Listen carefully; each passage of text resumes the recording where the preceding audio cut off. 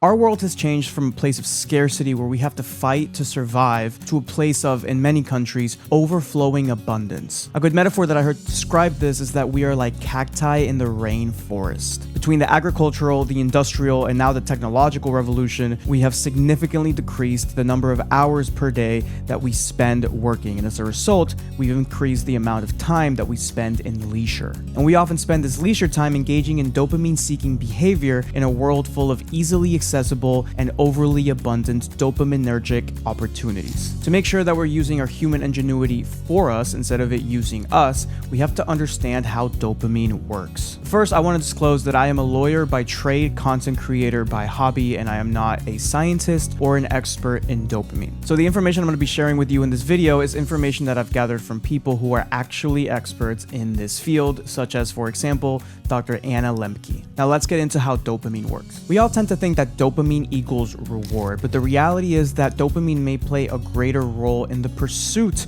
of that reward as opposed to the pleasure that we feel when we get the reward itself. For example, a while back, a group of scientists conducted a study with genetically engineered mice who were incapable of having dopamine. These mice had no motivation at all to seek out food, and if you put food near them, they would just starve to death instead of going towards the food. However, if you put food in their mouth, they would actually eat it, and according to the studies, they seem to even enjoy it. Science has also shown that pain and pleasure are processed in the same part of the brain, much like two sides of a balance. This is why too much pleasure can lead to pain, because the balance wants to remain level. And with repeated exposure to the same or similar pleasure stimuli, the pleasure response gets weaker, but the counter response of pain gets stronger and longer. Scientists call this neuroadaptation. It is why we need more of the same drug to continue feeling the same pleasure that we initially felt. This is called tolerance. As a result, with repeated exposure to the same or similar pleasure stimuli, our capacity to experience pleasure goes down and our vulnerability to pain goes up. This is why drugs, like opioids for example, often make the pain worse after a long enough period of use. Like Anna Lembke says in her book, heavy prolonged consumption of high dopamine substances eventually leads to a dopamine deficient state. In other words, our dopamine neurons stop firing as strongly or as often. She goes on to say, the paradox is that hedonism, the pursuit of pleasure for its own sake,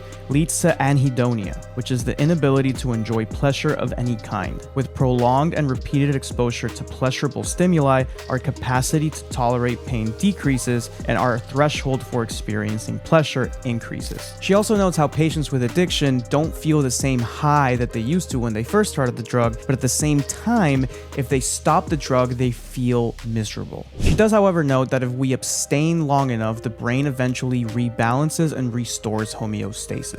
And as a result, we are once again able to take pleasure in simple everyday things. She also goes on to note how the expectations that we set play a role in our dopaminergic response. Essentially, once we get a reward, dopamine increases over baseline. Our natural baselines are not neutral, but just a little bit above neutral so that we can experience pleasure in the everyday things. Now, after you experience a reward, it drops below baseline, which causes you to seek more dopamine. In a healthy human, this effectively causes us to constantly strive for more, which is in large part how we have been able to build the world that we have built. However, one fallback is that although our dopamine spikes once our expectations are met and we get a reward, and while we get an even bigger spike when our expectations are exceeded, we get a bigger dip when our expectations are not met. In other words, when the reward is less than we expected. A relatable example of this can be when you check social media hoping to find something really funny, really entertaining, really dramatic, really new, and you find none of those things, and all you come across is boring content. Another example is when you post something and you expect a certain number of likes and you get many less likes than your expectation. All that to say that dopamine is all around us and it affects every area of our lives. So here are 6 action steps that we can start taking today to start taking back control of our dopamine. Action step number 1, don't do drugs. Like, seriously, don't do drugs. In case anybody needs to hear this, drugs are bad and you shouldn't do them. Action step number 2, don't do drugs seriously. Now, what do I mean by that? We have drugs in our environment that we don't really necessarily look at as drugs. We have drugs in our environments that our elementary schools and our middle schools and our high schools never taught us. We didn't have a DARE class for these drugs. These drugs can be your phone, the news, gossip, video games, porn, cheap entertainment. These are all drugs, and we have to be careful how to use them, or in some cases, make sure that we don't use them at all. So while most of us know that it's important not to do drugs, and for those of you that didn't or forgot, this was your reminder, it's also important not to do drugs that we don't readily think of as drugs. For example, just think about your phone and how these social media companies and these tech companies have spent billions and billions of dollars throughout the years to try to make these things and the apps on these things as addictive as possible so that you can keep using them and they can get more and more ad revenue from more and more use by people like you and us. Another perfect example is the news. Our brains release dopamine with novelty. Novelty means something new. And when we watch the news, not only are they trying to scare us and make us anxious, which creates a desire to keep watching the news so that we can be alert of all the many dangers that are in our world, but the fact that the news is by definition new, it also releases dopamine out of a sense of novelty. So it's important to look at all these things and make sure that we are using them for us and that they are not using us. Number 3, use pain. Just as a spike in pleasure can cause a spike in pain as a result of your brain's need to maintain homeostasis, a spike in pain can also cause a spike in pleasure. In her book Dopamine Nation, Dr. Anna Lemsky says, with intermittent exposure to pain, our natural hedonic set point gets weighted to the side of pleasure, such that we become less vulnerable to pain and more able to feel pleasure over time. Just like repeated exposure to the same or similar pleasure stimuli causes a weaker pleasure response over time, as well as stronger and longer responses of pain, repeated exposure to pain can cause a weaker pain response, as long as a stronger and longer pleasure response over time. So just as pain is often the price we pay for pleasure, pleasure is often the reward that we get for pain. Now, the interesting thing is that this isn't necessarily new. Philosophers from Socrates to Hippocrates